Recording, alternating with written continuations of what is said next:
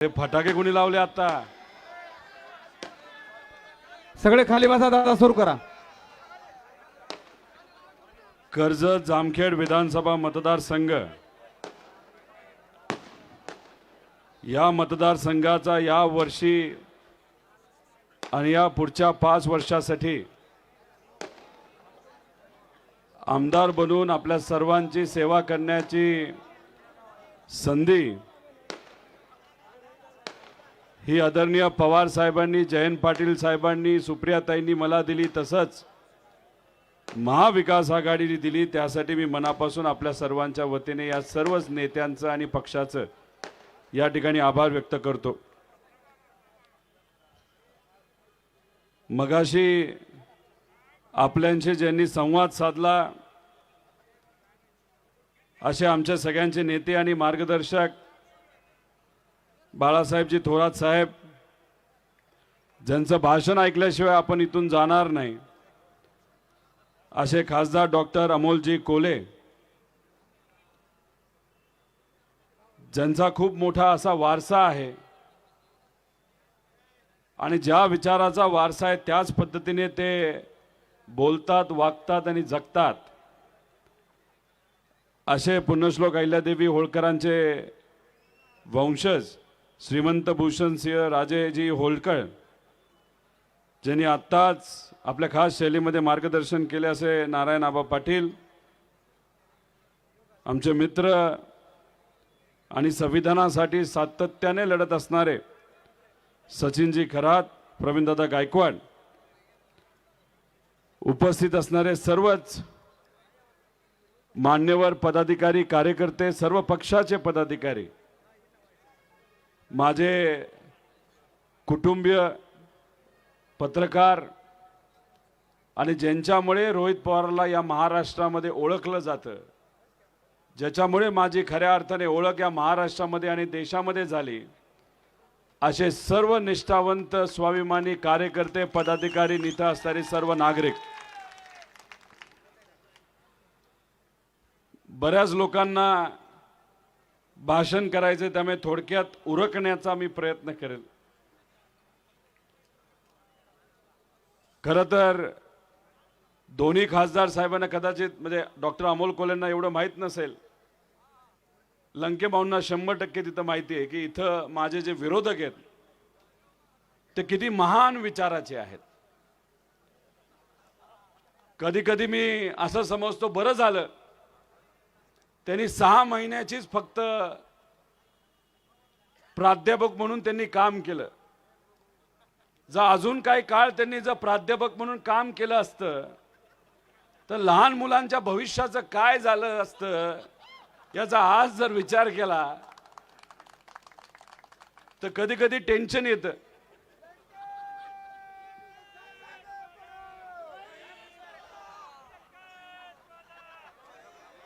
काल एका गावामध्ये गेलो, त्या गावामध्ये नुकताच एक प्रवेश त्या पक्षामध्ये झाला होता. 2-3 तास थोडासा उशीर मला पोहोचण्यासाठी झाला आणि तिथं पोहोचल्यानंतर हळूहळू लोक तिथं जमा झाली. वडीलधारी आली, निष्ठावंत कार्यकर्ते, पदाधिकारी आले, नागरिक आले, माता भगिनी आल्या आणि लहान मुलं तिथे येऊन बसली. मग मी चर्चा करायला सुरुवात केली. हातामध्ये माईक होता. या आपल्या कर्जत जामखेडची मुलं किती हुशार आहेत बघा. मी भाषण करत असताना सहज असं बोलून गेलो की काय माझे विरोधक आले होते का? या अरे माझे नाही, सगळ्यांचेच विरोधक, आपल्या सगळ्यांचे विरोधक, असं मला एका लहान मुलाने सांगितलं. म्हणजे मी म्हणत होतो माझे विरोधक. लहान मुलगा उठला आणि म्हणाला, दादा फक्त तुमचे विरोधक नाही, आमच्या सगळ्यांचे विरोधक आले होते आमच्या गावामध्ये. म्हणलं मग काय भाषण केलं? मग दुसरा मुलगा उठला आणि म्हणाला, आमच्या हिताचं काहीच भाषण केलं नाही, दादा फक्त तुमच्यावर टीका केली. वाह, एवढ्या मोठ्या विचारवंतांनी माझ्यावर टीका केली असेल तर काय जबरदस्त टीका असेल. मी म्हटलं काय टीका केली? तिसरा लहान मुलगा उठला आणि म्हणाला की दादा तुम्ही जो कंपोस्ट बॉक्स दिलाय, आपल्या विरोधकाचं असं मत होतं की तो मोकळा दिलाय. त्यात एक लहान मुलगी उठली आणि म्हणाली दादा आम्ही उत्तर देऊन टाकलं. म्हणलं काय? दादाने कंपोस्ट बॉक्स दिलाय, तुम्ही खोट रबर नाही तर शिशी पेन्सिल वगैरे काहीतरी द्या आम्हाला.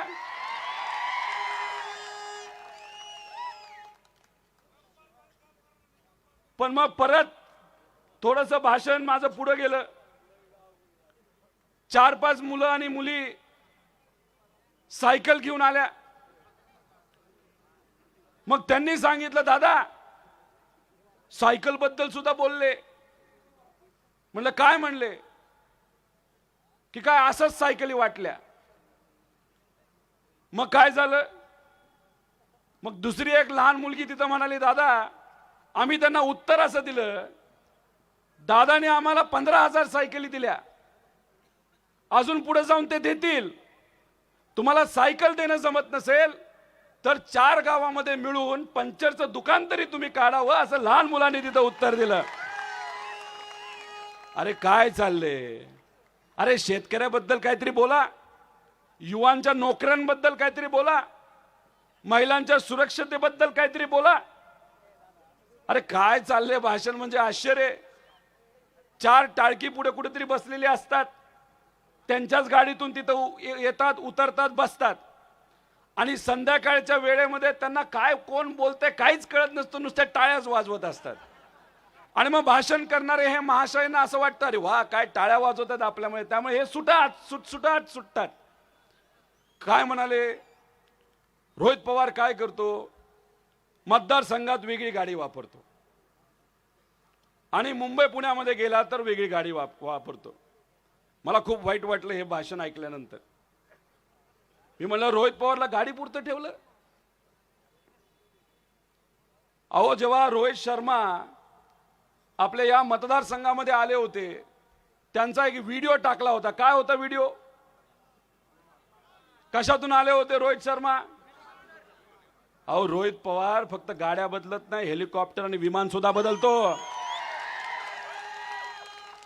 पण ह्या सगळ्या गोष्टी असताना तुमच्या म्हणण्यानुसार माझ्या तोंडामध्ये सोन्याचा चमचा असताना सुद्धा या मतदारसंघामध्ये असणाऱ्या प्रत्येक व्यक्तीला जेव्हा अडचण आली ना, तेव्हा त्या सोन्याच्या चमच्याचा वापर करून जिथं सरकार कमी पडलं तिथं आम्ही सरकार बनलो. जेव्हा तुमचं सरकार या राज्यामध्ये होतं गेल्या 2 वर्षामध्ये, तेव्हा आपल्या या मतदारसंघामध्ये मोठ्या प्रमाणात दुष्काळ पडला होता. प्यायला पाणी नव्हतं. सरकारकडनं 60-70 टँकर दिले. आम्ही म्हणत होतो अरे टँकर कमी पडतात, टँकर वाढवून द्या. नाही, नव्हते वाढवायचे. मग आपण सर्वांनी मिळून 300 टँकर तिथं सुरू केले आणि प्रत्येक वाड्या वस्तींवर आपण टँकर पाठवला का नाही पाठवला? ज्या वस्तीवर मला मतदान कमी झालं तिथं सुद्धा टँकर गेला, जिथं मला मतदान जास्त पडलं तिथं सुद्धा टँकर गेला. आपण जातपात बघितली नाही, धर्म बघितला नाही, फक्त माणुसकी बघितली. तिथे असणारे मुके जनावर सुद्धा आपल्या टँकर मधून तिथं पाणी पिले. मग होती ना तुमची सरकार? का झोपला? का फक्त मुंबईत जाऊन बसायचं आणि काय काय करायचं ते तुम्हालाच माहिती. जेव्हा पाणी कमी पडत होतं तेव्हा तुम्ही कलेक्टरला भेटला नाही, इथं पालक मंत्र्याला भेटला नाही, तुम्ही मंत्र्याला भेटला नाही, तुम्ही मुख्यमंत्र्याला भेटला नाही. काय करत होता? घरी जाऊन झोपले होते. अहो जेव्हा आपण टँकर सुरू केले, हे महाशय ह्यांना विकास जमत नाही, ह्यांना कुरगुड्या जमतात. कुरगुड्या, फक्त कुरगुड्या. एक डबा मोकळा घ्यायचा, त्यात 4 दगड टाकायची आणि ते कसं हलवलं ना कसा आवाज येतो तसं त्यांचं डोके. काय ना नुसतं कुरगुड्या जमतात, बाकी काहीच जमत नाही. त्या डोक्यामध्ये राजकीय द्वेष, भेदभाव, जातीवाद आणि कुरगुड्या, त्याशिवाय दुसरं काहीच नाही.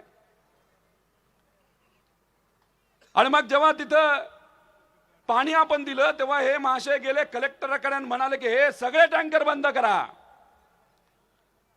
काय हिंमत तुमची बंद करायची?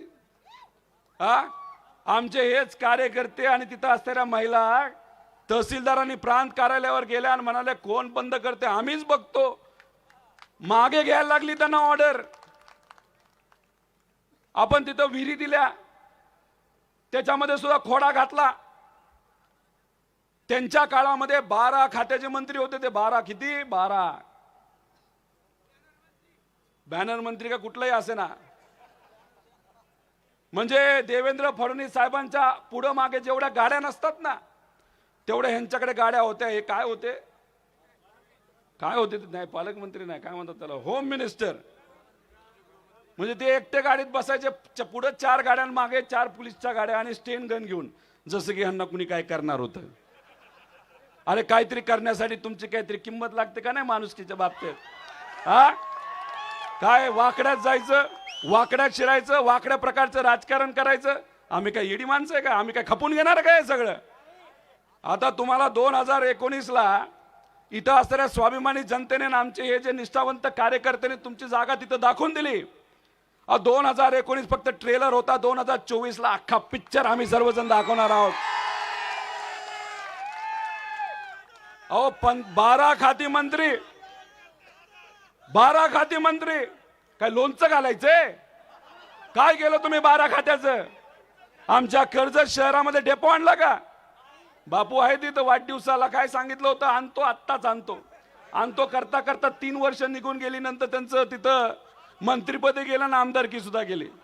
जाऊ द्या हरकत नाही, मागच्या दरवाजेली झालेत ते काय आमदार, तेव्हा ते तुम्ही नाही आणलं. पुण्यश्लोक अहिल्यादेवी होळकरांच्या पवित्र भूमीमध्ये विकास आराखडा तुम्ही काहीच केला नाही. आमचे पोले नाना कुठे आहेत. नाना तुम्हाला मला भाषण करायला द्यायचं होतं पण वेळ नसल्यामुळे ते देता आलं नाही. नाही तर तुम्ही भाषण सुरू केलं असतं तर उद्या सकाळपर्यंत तुमचं भाषण झालं असतं. पोले नाना काय म्हणतात, अहो 12 खात्याचे मंत्री असताना जेव्हा आम्ही चोंडीला जायचो तेव्हा आम्हाला तिथं काहीच दिसायचं नाही.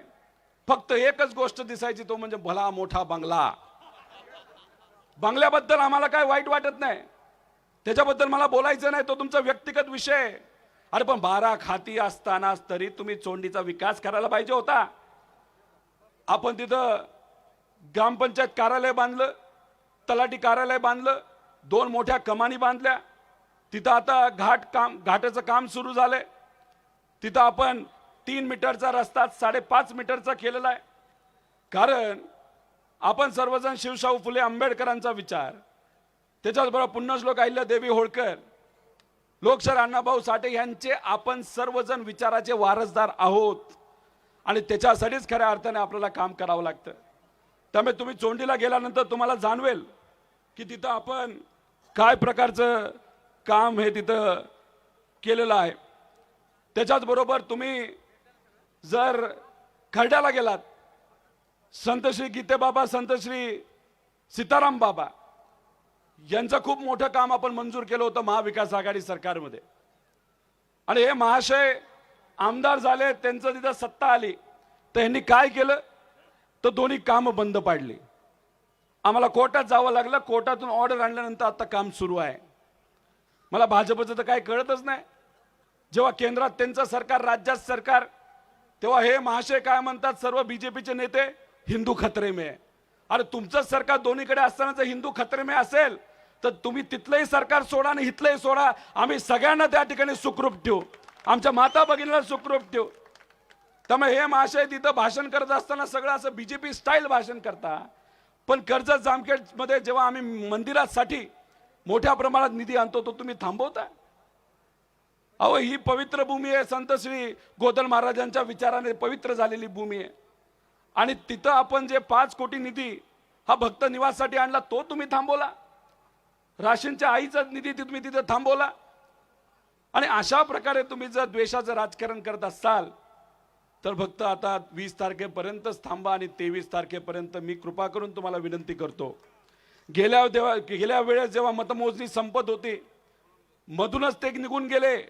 मीच पोलिसांना सांगितलं पुढून नाही मागून घेऊन जा. पुढून गेले तर आमचे कार्यकर्ते समोर असतील, काय होईल काय सांगता येणार नाही. त्यामुळे यंदा तिथं कार्यकर्त्यांची उपस्थिती खूप मोठ्या प्रमाणात असेल. तर 12 पर्यंत थोडासा अंदाज घ्या आणि अंदाज घेतल्यानंतर घरीच थांबा. लागलं तर परत एकदा येतो फेटा बांधायला, पण तिथं येऊ नका.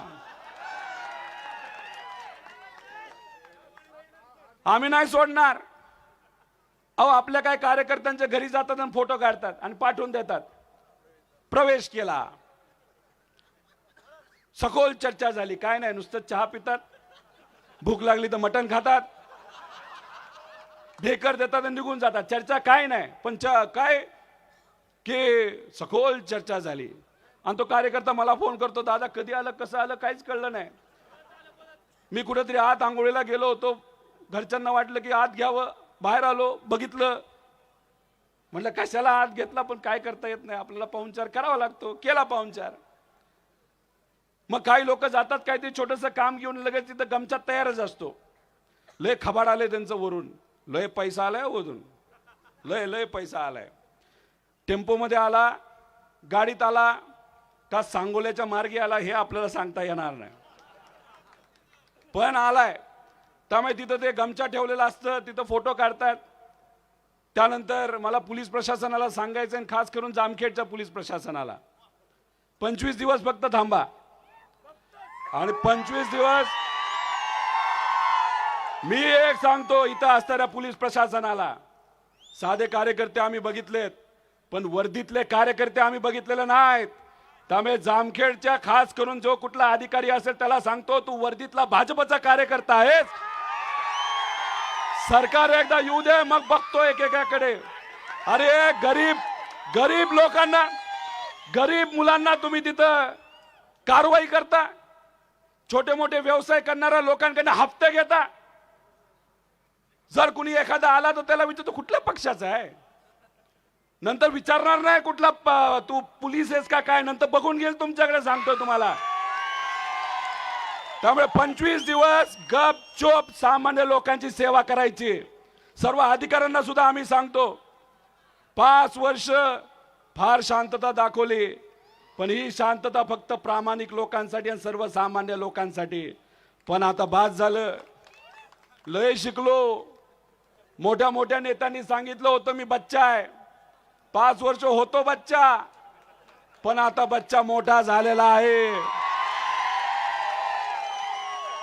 आणि याच्यात जर कुठला आता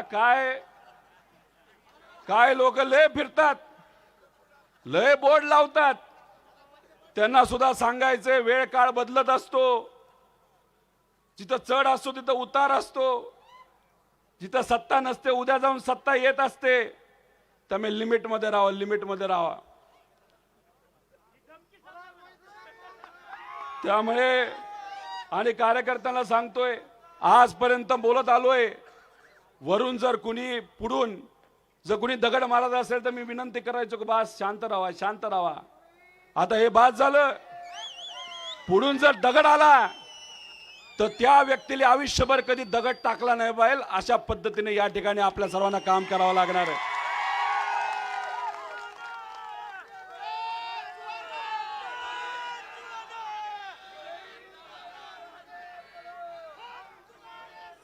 अहो, हे जे आमचे विरोधक आहे ते आमचे विरोधक नाही, हे जी लढाई आहे ना, रोहित पवार विरुद्ध भाजप पक्ष आहे, सामान्य कार्यकर्ते विरुद्ध भाजप पक्ष आहे, निष्ठावंत पदाधिकारी विरुद्ध भाजप पक्ष आहे. भाजप पक्ष सोडा, असं समजा आपण कोणाच्या विरोधात लढत आहोत तर देवेंद्र फडणवीसांच्या विरोधात लढत आहोत. महाशी जर लढाई असेल तर लढाई काय लेची पेची लढायची का? उद्या मोठे मोठे नेते, आम्ही नाही घाबरत कोणाला. अहो, ईडी आलं, इन्कम टॅक्स आलं, पोल्युशन वाले आले, अहो बरंच काय आलं, पण एक सांगतो, इथं असणाऱ्या या जनतेने मला लढायला शिकवलंय. आणि सगळ्यात महत्वाची गोष्ट, झुकेगा नाही साला. आम्ही काय दिल्ली समोर झुकणारे लोक नाहीत, आम्ही मराठी माणसं आहोत. त्यामुळे आमचे जे विरोधक आहेत लाईनीत आणि शिस्तीत राहावा. आमच्या कार्यकर्त्याला कुणी तिथं हात लावू नये. आणि त्यांची जी आसपास वेड्या बाबळी असतात त्यांना एकच सांगतो, वेड्या बाबळीला शांत राहावं. जर जास्त रस्त्यावर जर येड्या बाबळी आल्या तर मग JCB नक्कीच आम्हाला लावायला लागेल.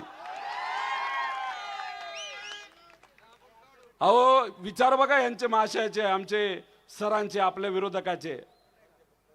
तिथं आपण स्वराज्य ध्वज, जगातला सगळ्यात उंच भगवा स्वराज्य ध्वज उभा केला. सर्वजण नतमस्तक झालो का नाही झालो? भगवा हा रंग आपल्या सर्वांसाठी पवित्र आहे. बंधुभाव, समता, एकता हा रंग आपल्या सर्वांना शिकवतो. जगातला सगळ्यात उंचावर अमेरिकेत सुद्धा जर एखादा, आता तो ट्रम्प आहे ना, ट्रम्प, इंटरनेटवर जाऊन जर बघितलं ना जगातला सगळ्यात उंच भगवा कुठला, तर काय नाव यांना निघणार? कर्जत, जामखेड, खर्डा. आपण ज्या झेंड्या पुढे तिथं नतमस्तक होतं. हे माझे महाशय सर काय म्हणाले? दांडकय दांडक. 25 दिवस राहिलेत. लोकशाहीच्या माध्यमातून आस्क दांडक आम्ही सर्वजण तुमच्या, तुम्ही नाही विसरणार. आमच्या अशा पवित्र गोष्टींची तुम्ही थट्टा आणि चेष्टा आणि मस्करी जर तिथं उडवत असताल तर आम्ही काय थोडी गप बसणार आहे? अहो रोहित शर्माला आणलं आणि म्हणतात की कशाला आणलं? अरे एकदा तू तरी प्रयत्न करायला पाहिजे होतं. जमलं असतं का तुम्हाला तिथं रोहित शर्माला आणायला? अरे भारताला वर्ल्ड कप ज्यांनी दिलं, ज्याचा अभिमान आपल्या सर्वांना पाहिजे, अशा रोहित शर्मांना तिथं बोलावलं असेल. लहान लहान मुलं सुद्धा त्या रोहित शर्माकडे बघत असताना स्वप्न बघायला लागली होती, आपण सुद्धा देशासाठी तिथं खेळलं पाहिजे. आपण सर्वजण आपल्या मुला मुलींसाठी तिथं स्वप्न बघत होतो. त्यासाठी रोहित शर्मा या पवित्र भूमीमध्ये आले आणि तिथं सगळ्यात उत्कृष्ट असं आता क्रिकेट स्टेडियम आपण राशीनला बांधणार आहोत. आणि फक्त राशीनला नाही तर ते कर्जतला सुद्धा बांधणार आहोत आणि तिथं जामखेडला सुद्धा तिथं बांधणार आहोत. आणि हे टीका करतात रोहित शर्माला कशाला आणलं? अरे रोहित शर्मालाच आणलंय ना, थोडी तुमच्या वाढदिवसानिमित्त स्टेजवर. लोकांना माहिती आहे, मला काय, मला माहित नसते या गोष्टी. लोकांना माहित असतात, लोकांनी सांगितलंय. म्हणजे हे असं असं चाललंय राजकारण. येतील आता तुमच्या गावामध्ये, बोलतील हे ते. मला भूमिपुत्राचा विषयच कळत नाही. 2019लाच भूमिपुत्राचा विषय आला होता आणि तिथं असणाऱ्या लोकांनी तो विषय संपवलेला आहे. आणि तुमच्यात खरीच हिंमत असेल ना, आणि तुम्हाला जर स्टेजवर जायची परवानगी मिळाली ना मोदी साहेबांच्या, तर मोदी साहेबांच्या कानात जायचं आणि म्हणायचं, तुम्ही गुजरातचे, उत्तर प्रदेशमध्ये जाऊन कशाला लढता? चंद्रकांत दादांना भेटायचं, त्यांना म्हणायचं, अहो दादा तुम्ही कोल्हापूरचं, पुण्यात जाऊन कशाला लढता? आणि निलेश भाऊंना विचारायचं,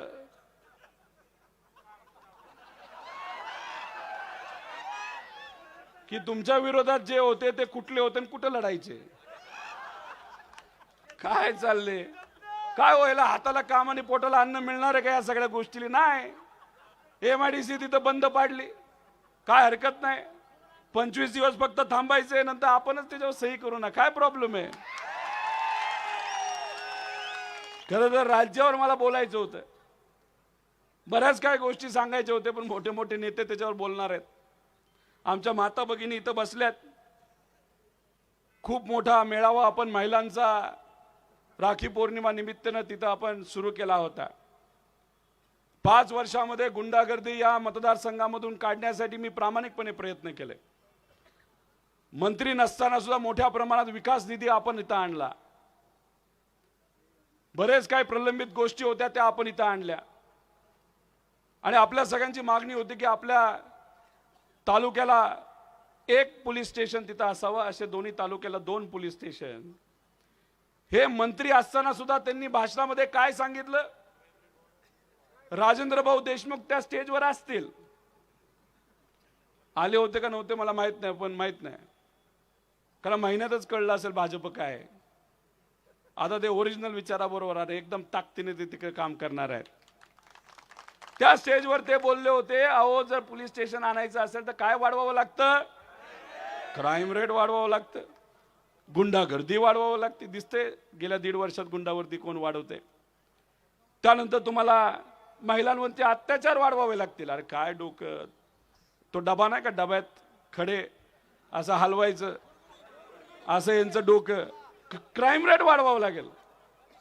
मी जेव्हा महाविकास आघाडी सरकार अनिल देशमुख साहेब होते तिथे एक अधिकारी बोलला की अहो क्राईम रेट वाढवावं लागेल. म्हणलं शांत बसायचं, हे नाही सांगायचं आम्हाला काय करायचं. माझ्या मतदारसंघामध्ये 2 पोलीस स्टेशन पाहिजे, गपचूप 2 पोलीस स्टेशन द्या, विषय संपवा. का लोकांची मागणी आहे, लोकांच्या हितासाठी का नाही आणायचं. आले 2 पोलीस स्टेशन, 6000 पोलीस जिथं बसतील तिथं रिझर्व्ह पोलीस केंद्र सुद्धा तिथं आलेलं आहे. आपल्यालाच अडवलं. इथं पोलीस आहेत, त्यांना सांगतो आत पण गेलो असतो आम्ही, गोळ्या घाला नाही तर काय घाला, आम्ही नाही घाबरत. पण आज जर आलो असतो ना, तिथं जे काय 500 पोलीस होते ना, सगळ्यांच्या नोकऱ्या गेल्या असत्या. तुमचा विचार केला म्हणून आम्ही शांत बसलो. हे आमचे विचार आहेत. आणि मी इथं असणाऱ्या माता भगिनींना सांगतो, जे काय गेल्या 1.5 वर्षामध्ये थोडीशी गुंडागर्दी डोकं बाहेर काढते, मी तुम्हाला शब्द देतो, त्या राखीची शपथ घेतो की पुढच्या 5 वर्षामध्ये 100% गुंडागर्दी या कर्जत जामखेड मधून आपण संपवणार.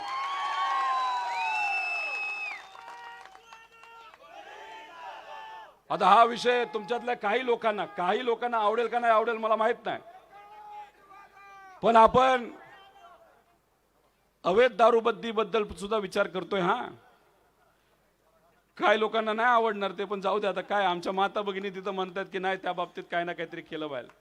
दुसरं कार्यकर्त्यां पदाधिकाऱ्यांना सांगायचं, जाता जाता घरी गेल्यानंतर सांगा, महाविकास आघाडी 100% या महाराष्ट्रामध्ये येणारे काळ्या दगडावरची पांढरी रेष आहे. आणि जेव्हा सरकार येईल तेव्हा ही जी लाडकी बहीण योजना आहे ती आपण बंद करणार नाही बंद करणार. खरं तर मला असं वाटलं थोरात साहेब बोलतील, पण त्यांना एका कार्यक्रमाला जायचं होतं, थोडी गडबड होती, त्यामुळे तो मुद्दा राहिला असेल. उलट ही लाडकी बहीण योजनेचं नाव आपण एक सुंदर पद्धतीने बदलणार आहोत. आता मला सांगता येणार नाही, 2 दिवसात आपला जाहीरनामा तिथं प्रसिद्ध होईल. आणि या लाडक्या बहिणींना आपण अजून ताकद देऊन तिथं सर्व महिलांना ती योजना कशी मिळेल यासाठी आपण तिथं प्रयत्न करणार आहोत. पण हे प्रयत्न करत असताना आमच्या लाडक्या बहिणींचे जे 2 मुलं आहेत, एक मुलगी आहे ज्यांच्या हातामध्ये डिग्री आहे पण नोकरी नाही, त्या तिघांना सुद्धा, त्या दोघांना सुद्धा आपण नोकरी देणार आहोत महाविकास आघाडीच्या काळामध्ये. आणि 25-30 हजाराचा पगार महिन्याला त्यांना कसा मिळेल यासाठी आपण प्रयत्न करणार आहोत.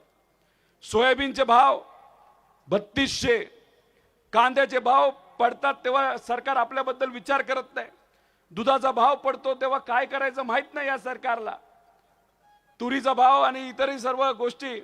त्यामुळे ही लाडकी बहीण योजनेला ताकद देत असताना येत्या काळामध्ये आपल्या सर्वांना जो हमीभाव पाहिजे तो शाश्वत असा हमीभाव आपल्या सरकारमध्ये आदरणीय पवार साहेबांच्या मार्गदर्शनाखाली त्या ठिकाणी आपल्या सगळ्यांना मिळेल म्हणजे मिळेल.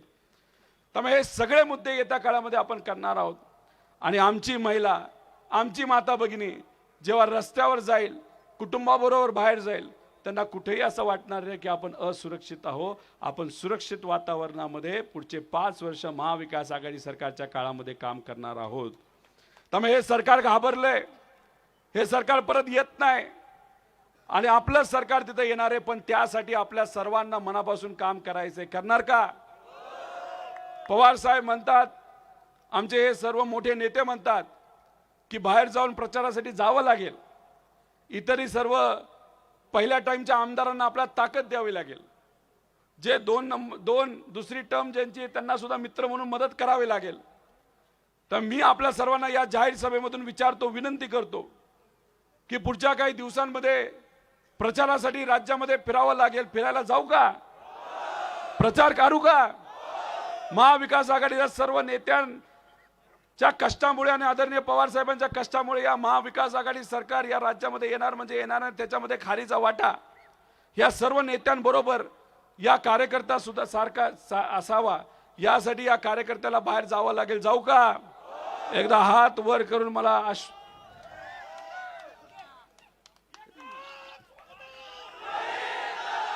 बघा, आता तुम्ही परवानगी दिली आहे त्यामुळे बूथची जबाबदारी आपल्या सगळ्यांची आहे. बूथची जबाबदारी घ्यायची का नाही? हे बघा, निलेश भाऊ जेव्हा प्रचारामध्ये फिरायचे तेव्हा ते म्हणायचे कम से कम. त्यामुळे या विधानसभेमध्ये त्याने आहेत ना, त्यांच्यावरच जबाबदारी टाकणार आहे आम्ही. अख्खी जबाबदारी त्यांची. कम से कम करणार का? मगाशी जसं सांगितलं, प्रत्येक व्यक्तीने 10-10, 20-20 मतदानाची तरी जबाबदारी घेतली. इथंच माझ्या अंदाजाने 20,000 लोक आहे. 20,000 गुणिले 10 केलं तर किती होतं? म्हणजे 2 लाख लोकांची मतदानाची जबाबदारी सुद्धा आपण जर घेतली तरी आपण 1 लाख मतांनी निवडून येणार म्हणजे येणार. आणि आमच्या विरोधकाला काय करायचं करू द्या, काय टेन्शन घेऊ नका तुम्ही. ते गावात येतील, धमक्या देतील, बरंच काय करतील. आणि त्यामुळे त्यांच्या बाबतीत तुम्ही अजिबात विचार करू नका. आणि मी जे मगाशी सर्व अधिकाऱ्यांना यांना सांगितलं तर त्या बाबतीत तुम्ही सर्वजण नक्कीच लक्ष द्याल. काँग्रेस पक्ष, शिवसेना उद्धव ठाकरे पक्ष यांना या स्टेजवरून मी एक गोष्ट सांगतो. काही प्रमाणात पक्षाबद्दल चर्चा करण्यामध्ये आमचे पदाधिकारी नाही तर मी कुठेतरी कमी पडलो असेल. पण एक शब्द इथं देतो या व्यासपीठावर की पुढच्या 5 वर्षामध्ये तुम्हाला कुठेही तक्रार करण्याची संधी देणार नाही. आणि उद्या जाऊन छोटे मोठे जे कुठले महत्वाचे इलेक्शन असेल त्याच्यामध्ये सुद्धा जो मान सन्मान मित्र पक्षाला पाहिजे तो सर्व मान सन्मान हा दिला जाईल, हे सुद्धा आपल्या सर्वांना आश्वासित करतो. अजून अनेक लोक इथं आलेत आणि काही लोक आली नाहीत, ते कदाचित माझ्यावर नाराज असतील. नाहीतर असे काही कार्यकर्ते ते प्रामाणिक आहे, पण बऱ्याच वेळा मला भेटतात आणि ते बऱ्याच वेळा मला भेटतात म्हणून तुमच्यातल्या काही लोकांना मला भेटता येत नाही. ज्या लोकांना मला भेटता येत नाही त्यांना एकच सांगतो, मी फार राजकारणामध्ये नवीन आहे. बऱ्याच गोष्टीचा अनुभव आलेला, काही गोष्टी मी शिकलोय आणि कुठेतरी मी काही प्रमाणात नक्कीच कमी पडलोय. तुमच्यासारख्या अनेक कार्यकर्त्यांची अपेक्षा नसती मला काम द्या, पण तुमच्यासारख्या प्रामाणिक कार्यकर्त्यांची इच्छा असते घरी येऊन फक्त चहा प्या. आणि ते चहा पिण्याचं कदाचित गेल्या 5 वर्षामध्ये मला जमलं नसेल, पण पुढच्या 5 वर्षामध्ये तुम्हाला कुठेही त्या बाबतीतली तक्रार करता येईल असं मी वागणार नाही. आणि सरकार तर आपलंच येतंय, त्यामुळे येत्या काळामध्ये जो आपल्या बरोबर आत्ता तोच आपला, जो आपल्या बरोबर नाही तो आपला नाही. आणि तुम्हाला पूर्णपणे हक्क की जो आज फक्त पुढं करतोय पण फिरत नसेल तर लगेच मला येऊन सांगा, दादा तो फक्त नाटक करतो, तो फिरत नाही बघा. असं कुणी आहे का या स्टेजवर? नाही ना. पुढं कुणी आहे का असं? आणि जे काही बूथ कार्यकर्ते आहेत त्या सर्व बूथ कार्यकर्त्यांना मला सांगायचंय, जी आधी आता प्रत्येक बूथवर 30 लोकांची आपल्याकडे आली आहे. गावामध्ये वॉर्डामध्ये जर एखादी गोष्ट करायची असेल तर तुम्हाला विचारल्याशिवाय कुठलीही गोष्ट तिथं केली जाणार नाही, हे सुद्धा इथं आपल्या सर्वांना आश्वासित करतो. त्यामुळे जर कुठली नाराजगी असेल तर कृपा करून ती विसरून जावा. मी माझा स्वभाव बदलला नाही, माझे कपडे बदलले नाहीत. आज फक्त कुर्ता घातलाय, महत्वाचा दिवस होता. जीन्स घालायचो, आत्ताही जीन्स घालतो. पांढरा शर्ट, आत्ताही पांढरा शर्ट. केस पिकलेले, कलर करत नाही. आणि कन्सल्टंटचं मुलीच ऐकत नाही. म्हणजे माझ्यात कुठला बदल झाला आहे का तुम्ही तो बघा, जसा आहे तसा आहे. पण त्याच्यामध्ये काही जर सुधारणा करायची असेल तर 100% ती सुधारणा येत्या काळामध्ये केली जाईल. नाराजगी ठेवू नका. आणि माझ्या काही कार्यकर्त्यांना मला कृपा करून विनंती करायची आहे, लय प्रेमाने पुढं तुम्ही येता आणि आपल्या लोकांना थोडं मागे सारता. आता तसं काय करून चालणार नाही. आपल्याला त्यांना सुद्धा पुढं तिथं आणावं लागेल. आणि काय कार्यकर्ते गावात लय वेगळ्या पद्धतीने लय रांगडे असतात, लय प्रेमळ असतात.